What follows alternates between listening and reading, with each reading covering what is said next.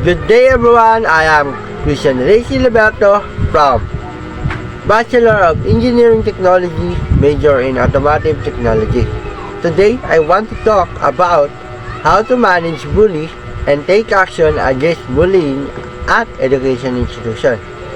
Bullying is a whisper school phenomenon that affects the psychological health, performance, and mental well-being of the student. Bullying is a serious issue that needs to be addressed at the very start. Both teacher and student need to play active role in preventing bullies and correcting bullying. This essay attempts to argue some effective ways to prevent bullying and establish an healthy and secure learning environment for all the students.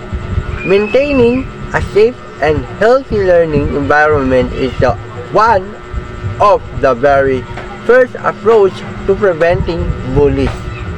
The school must have readily available policy and procedure in place that encourage good behavior and discourage adverse behavior such as bullying. Bullying policy and consequences such as suspension, expulsion, or counseling must be clearly spelled out. The student must be told about this policy and consequences and encouraged to report bullying when it occurs. In addition, the school needs to intentionally foster respect and acceptance among students by climate of courtesy and cooperation. Bullying can be prevented with such as programs as peer mediation, conflict resolution, competence training, and social emotional learning or SEL. Students who are respect and feel are less likely to become bullies or to allow others to be bullies. The second effective way to dealing with bullying is enlightening pupils regarding how whispered bullying is and is affect each victim. Learning could be undertaken through class time, workspace, or lecture. Encourage the student to report or request assistance whenever bullied or having observed bully. The student must gain sympathy for their student. Education is combating bullying must allow transit school.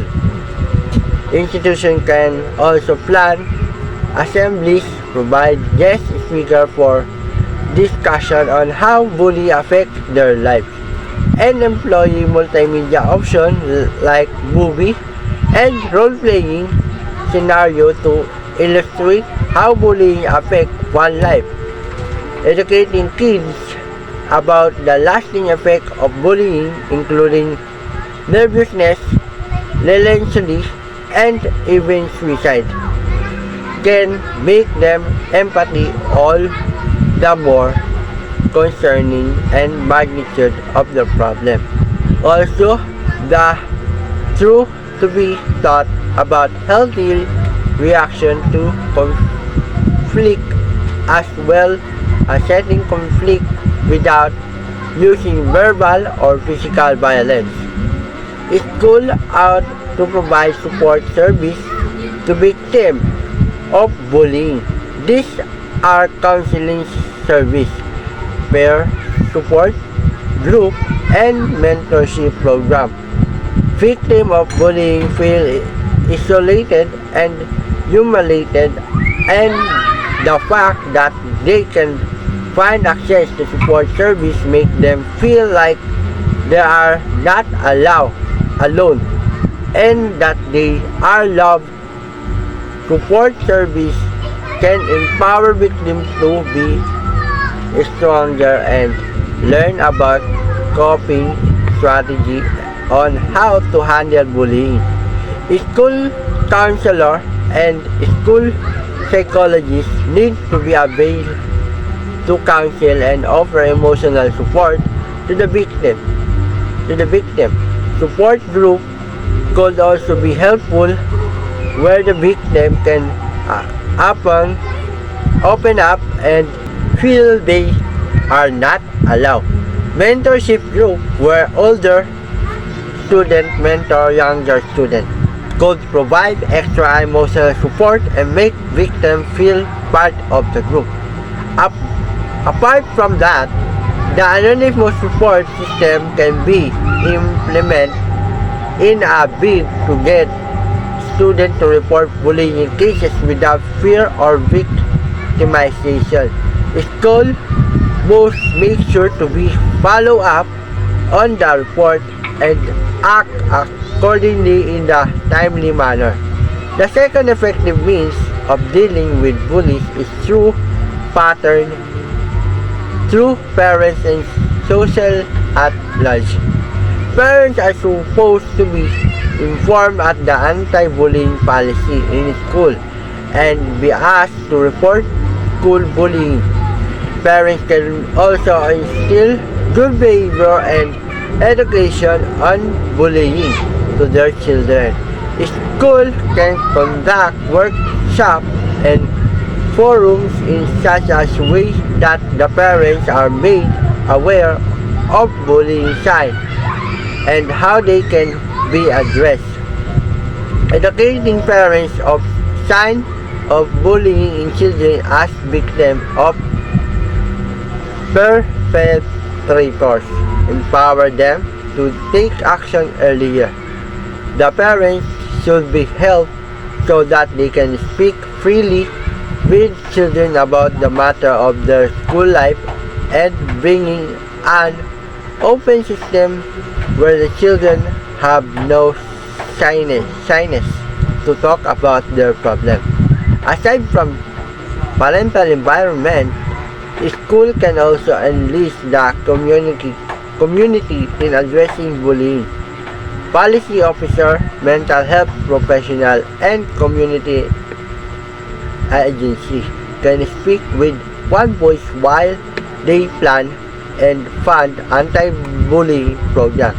Community intervention on a large scale through awareness, marches, public statement, and social network campaign can focus on resisting bullying.